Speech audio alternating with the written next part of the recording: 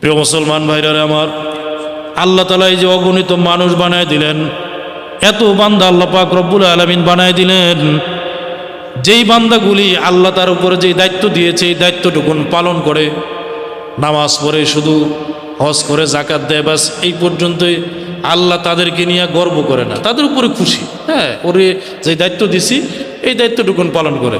কিন্তু মাগার এমন কিছু বান্দা আছে যারা এই ফরজ ইবাদতগুলো পালন করার পরেও অতিরিক্ত কিছু ইবাদত করে। বুঝতে পারছি কথা? দেখেন বুঝছেন কিনা?